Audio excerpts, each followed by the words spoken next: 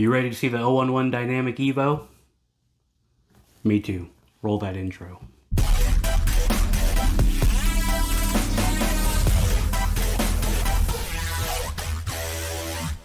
Welcome to Simple Run. This episode is going to be a detailed unboxing of the 011 Dynamic Evo. So this case brings, well, the best of everything and has some wonderful paths with accessories and expansions, and really allows you to get creative and do things that you can't do with normal cases. Well, instead of keep telling you this, I'm going to go ahead and get this out of the box so we can see it firsthand. Well, looks like it was a box inside of a box, so let's get it out of this box.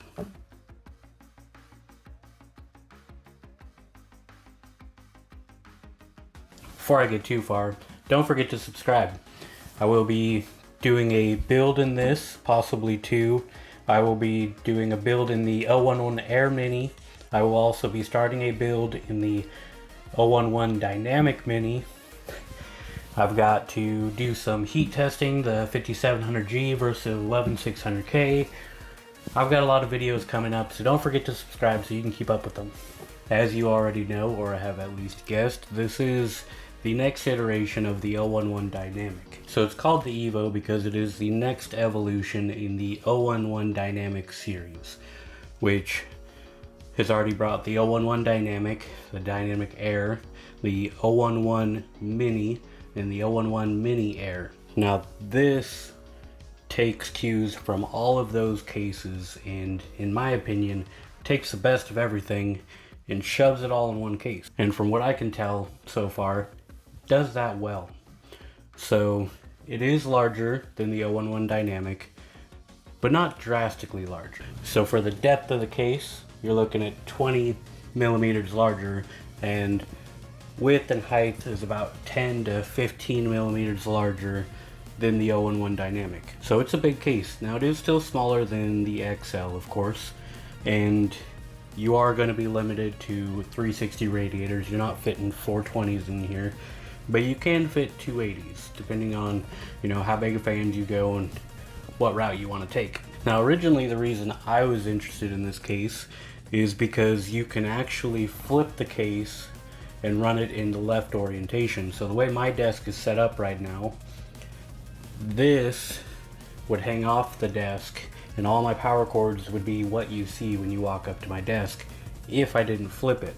So finding a case that goes the left orientation and is still nice and functional and allows, the amount of liquid cooling that I plan to do on my next build, it's rather difficult. And if you do find them, they're mostly old cases. So to see someone attempt it in a new way like this is, well, quite refreshing.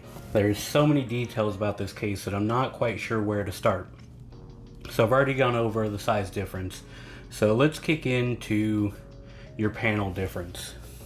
So taking the cues from the 011 Air Mini, the panels, the top and the side panel, now have this mesh basically the same as what the Mini has. So this allows more airflow while removing the need for filters. Now if you want, you can always add filters, but you don't need to, and if you do, chances are you're really going to cut into that airflow benefit that you get with these wonderful panels. Now the way the 011 Mini is you take the top off, and that allows you to remove the side and the front, and I believe the 011 Dynamic is the same way. Now this one, however, that's no longer needed. You can pop these off. Now, whether that's an improvement or not, I'm not quite sure. Now it is convenient, and if you want the extra security that the other 011s have, there is a screw hole up here. So when you're done with your build and you don't plan on taking this side off, you can screw that in and lock this side panel in place. So you do, kind of get the best of both worlds. You have an easy panel to remove without having to go through a bunch of extra steps, but you also have the ability to lock it in place if you want to take your computer anywhere. Now for me, this is a large case, so if I'm taking it anywhere, it's because I'm moving. This isn't exactly something you're going to roll up to a LAN party with and just hook up and go. And you know, if you are that person, then good for you. You put in a lot more effort than I would. Now, as I said about the back, how it's got the mesh as well. This is, you know, in the 011 fashion, you've got your front and your back with the middle to hide all of your cable management. Now this is just like the front glass panel, as in there's no screws for it either. It just pops off. So I'm interested to see the longevity of that. So, you know, what happens when you pop it off a lot, or what happens when you move it? You know, are you going to be able to hit it in the right spot and have it pop out? Hopefully not, but there is that chance. Now for the front glass, you do have to remove the side panel to easily get to it, but it's not a requirement. You can just pop the front panel off if you want. Now the next thing we can kick into is your nice power button here for your I/O. And you have a couple buttons for your RGB. Now that RGB is for a LED strip that is right here. You're really not gonna be able to see it because of course I don't have power to it, but it's right between the glass and the panel. So, you know, just something nice and clean that they have done before, I believe in the XL. To move on with more I/O, you have your bottom I/O right here, which has your headphone jack, a USB-C, and 2 USB 3s. Now, one thing that this case offers as well is you can order a second I/O if you want to double up your amount of connections as, you know, an accessory bundle. Now, of course, that also is up to the motherboard you have, and make sure that your motherboard has that capability before you order that accessory. Now, another fun part of that I/O is being able to slide it, remove it, and move it. Now, of course, with being able to flip this over and run it the left orientation, your bottom then becomes your top, which means you're going to want to find somewhere good for that as well.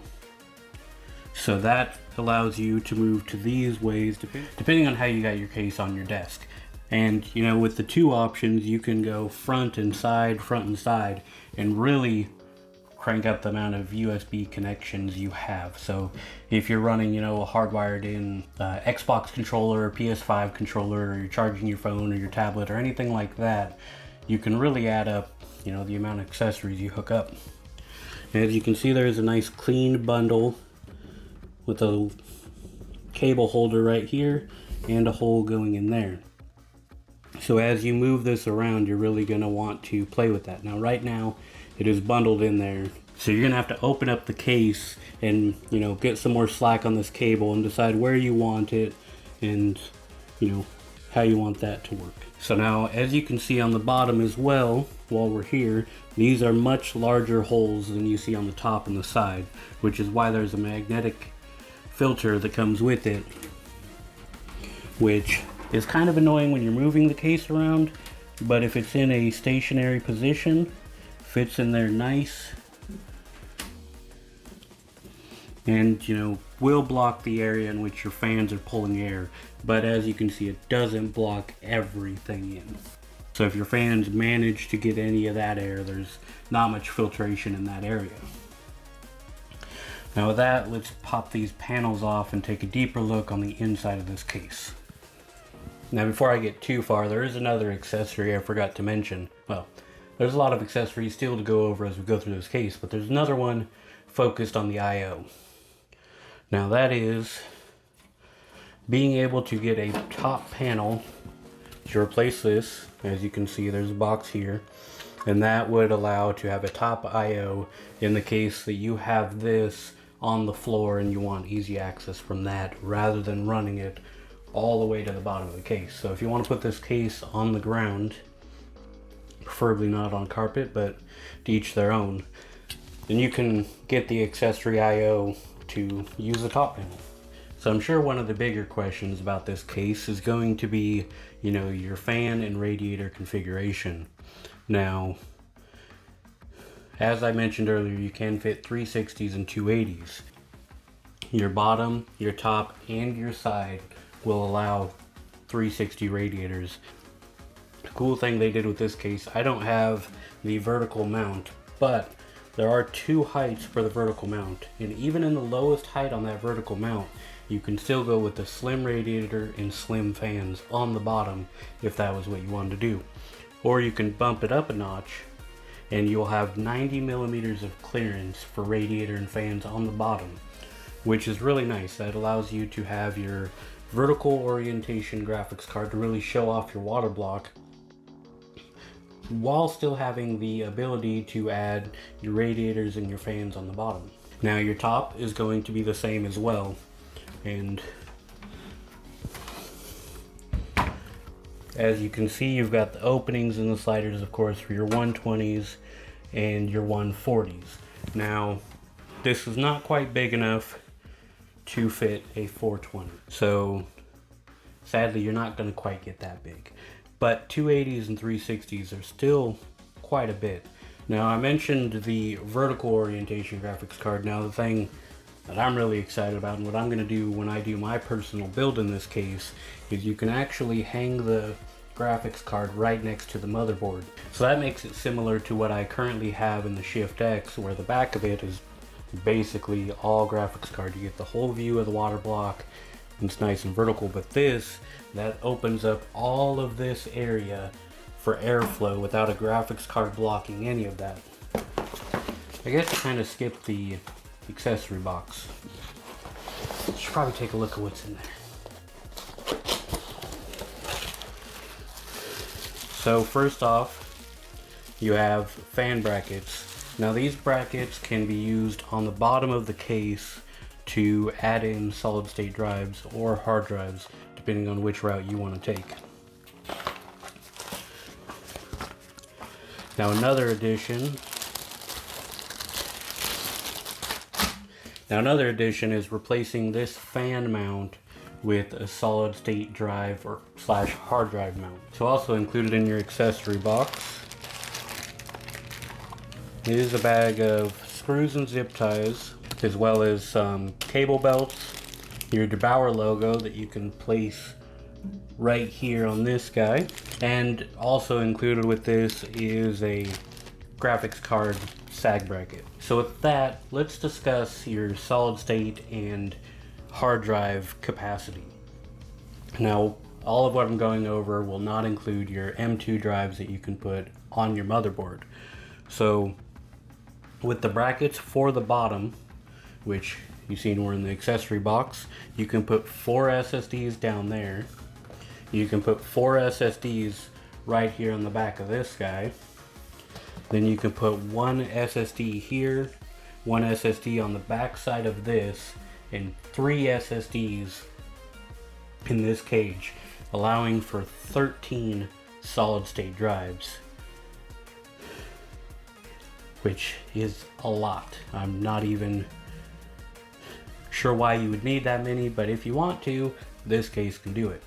Now if you're not going that route and you're going hard drive route, you can fit 2 hard drives on the bottom, 2 hard drives on the back of this bracket, 2 hard drives in here, and still have 1 SSD here, 1 SSD here, and 1 SSD on the side of this. So that would be 6 hard drives and 3 solid state drives, which is more than I need. It may not be enough for you.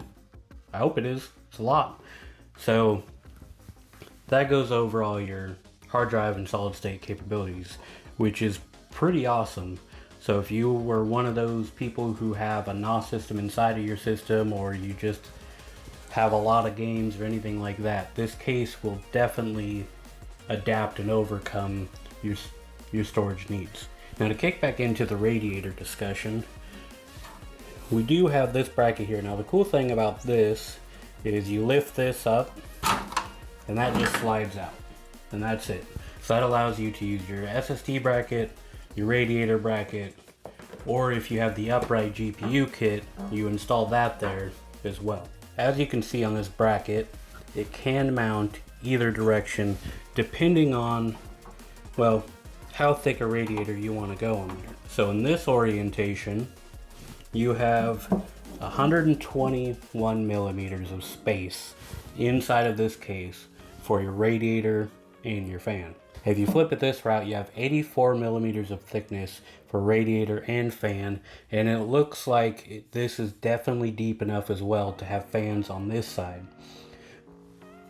So with that, you are losing about 20 millimeters of thickness if you're looking at it that way. Now this is going to vary as well on, how much radiator you've really got on the bottom. So from my understanding, those limitations are if you have fans and radiators on the bottom. That's going to vary if you have a 280 millimeter radiator on the bottom pushed forward. That might cut into exactly how much thickness you have for radiator and fan. So, another thing to think of if you plan on going 280s. Now installing this is the easiest, guiding these bottom two into these slots and then bringing this top one up and pushing it in until it locks. Now one of the accessories I did get from Lian Li is your front panel mesh kit. So rather than the L11 Mini that you either buy the Mini or you buy the Mini Air, and same with the L11 Dynamic, you buy the Dynamic or you buy the L11 Air, you can get a mesh upgrade kit for this, which then gives you one of these. Now I am told that these will come with magnets on there to help install them, but this is an early production run that didn't have magnets. Now the front mesh does have the same design as your top panel and your side for the holes. Now with this comes two brackets to allow fans up front. So this will allow a 360 or 140 fan configuration. So two 140s or three 120. From what I have documentation wise, nothing specifies, radiator fitting in there. And doing that gets a little tricky, of course, because your thickness then starts to cut into your top and your bottom radiators. So it may be one of those things where you just run air through the front, or you change it up and you run a 280 top, 280 bottom, a thin 360 in the back, and a 360 in the front. But I can't guarantee that's going to fit. As in, one, I haven't tried it, and two, Lian Li doesn't really talk about the radiator fitment on the front. That is something you may have to try out on your own, or wait to see what people are really building in this. Now last thing fan wise I need to mention is you can fit a 120 fan, of course, on the back. It does have a lot of spacer for moving up and down, so this way if you have your vertical graphics card in the upper position, you can still fit a 120 fan there, which is nice. Another thing that Lian Li did is they have it set up, you can put a 60 millimeter fan on top of your hard drive cage to cool those hard drives as well. So one thing that's nice about this case, you can remove your hard drive cage and put it down below, or you can run two power supplies. So your hard drive bay does come out, which makes it nice when you want to, throw your side solid state on there, mount your fan to the top. I guess if you wanted, you could run a fan on the top and the bottom. That seems like a lot. And really, if you're running fans, make sure that you have it on this side, or if you try and run top and bottom, that you have enough room for that fan to pull air from wherever it's pulling air and move. Now these are your hot swappables that you see in all the L11s, which is another great part of these cases. And these are wonderful if you're like me and you are a video editor. I guess I'd be more of a video creator in general, as I do all the steps of the process, but this allows you to switch out hard drives when you start filling those hard drives up with your content.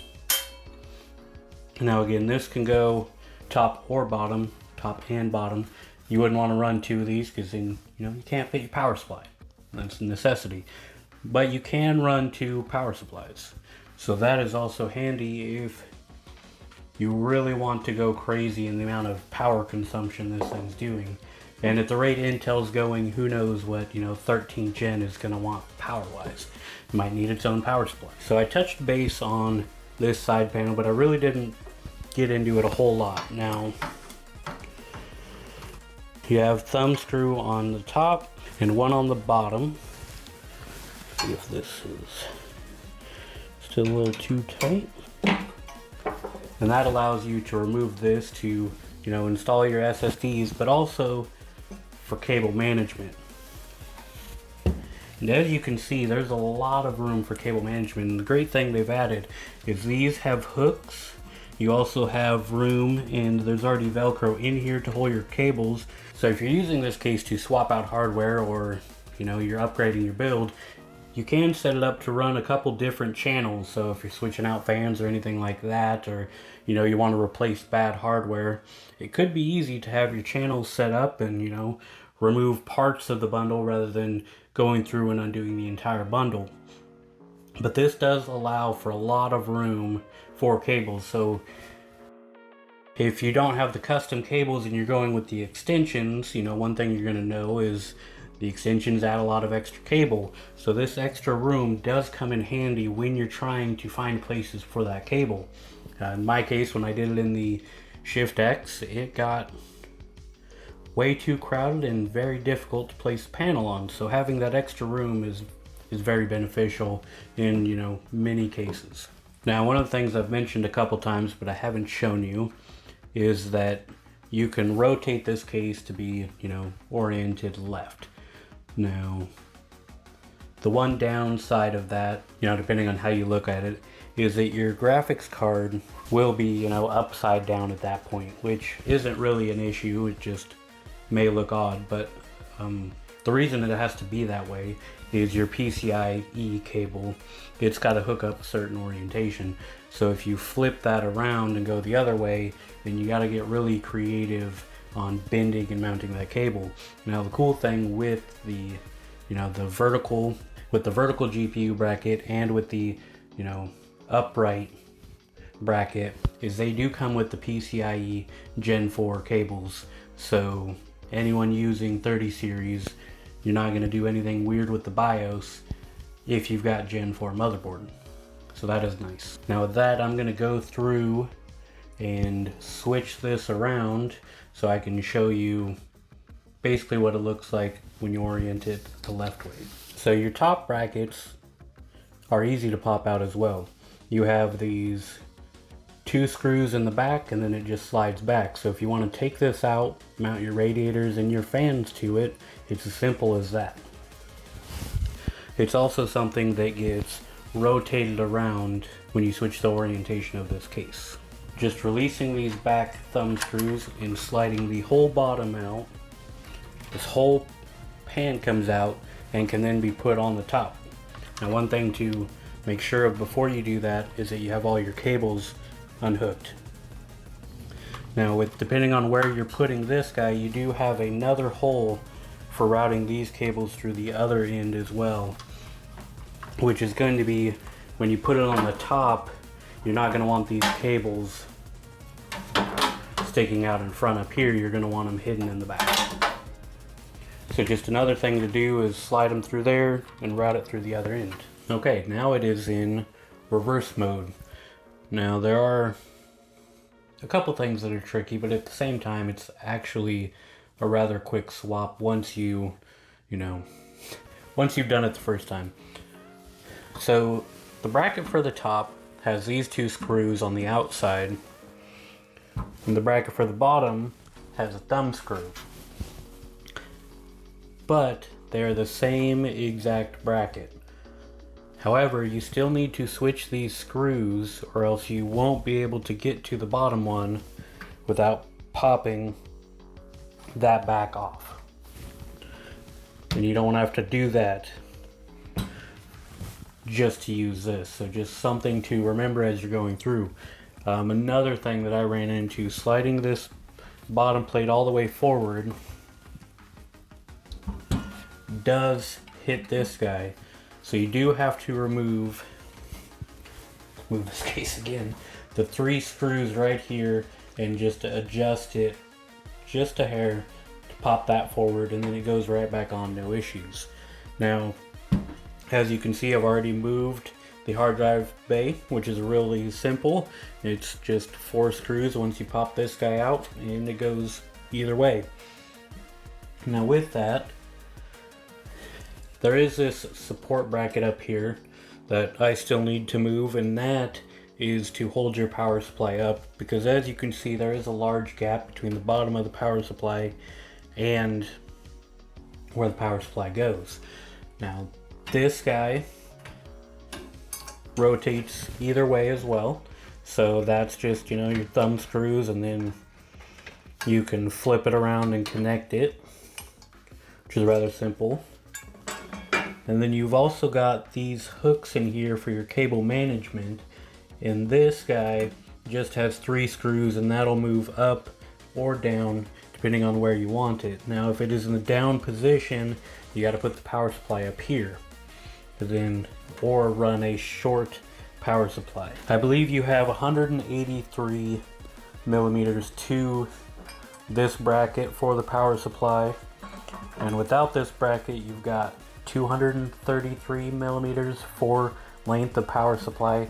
So it does give you a lot of power supply room. And in fact, with it sitting up so high, you may actually be able to get that 233 through this bracket. So now, if you're going to do the upright, or in reverse, the downright GPU position, one thing that makes that kind of a pain is where those are at.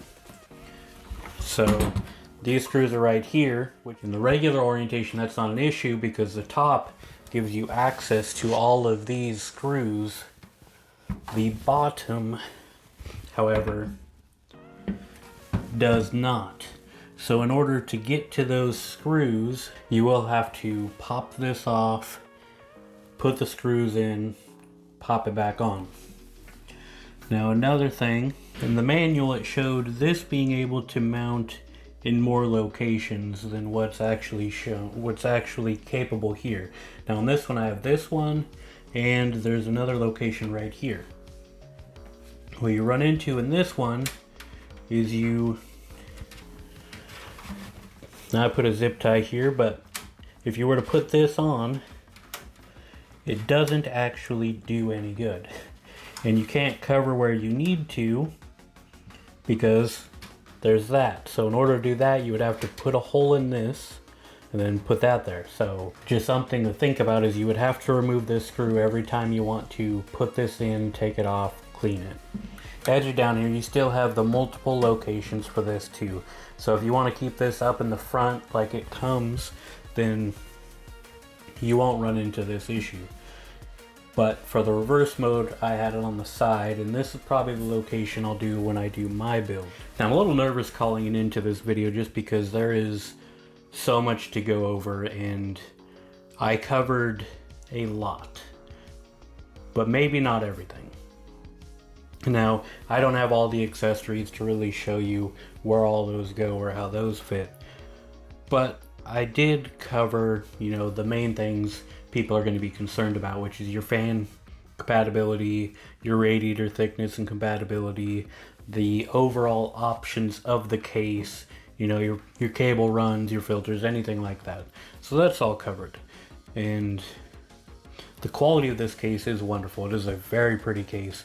And there's actually a lot more parts on here that seem to be removable that I haven't really played with at all. And I say removable as in there are a lot more screws than rivets, right? So your rivets are parts that you're not going to normally be able to remove without drilling and re-riveting, anything like that. But when you see screws, that normally identifies parts you can take off. And you'll find a lot of those parts in here, so if you wanted to do modding and get creative, there seems to be a lot you can do with this case within, you know, removing stuff, adding stuff, anything like that. Now that's where I'm going to stop this video. Don't forget to subscribe and comment down below. I will be doing a build, possibly 2 different orientations of this case. So I do want to do a build with the upright, upright right here, and in the reverse. So I'll probably do, the reverse build with the upright, and then possibly the regular build. But at the very least, I'm going to do a build in here so I can give you feedback on, anything to think about or be concerned about when you're building in this case. So with that, thank you.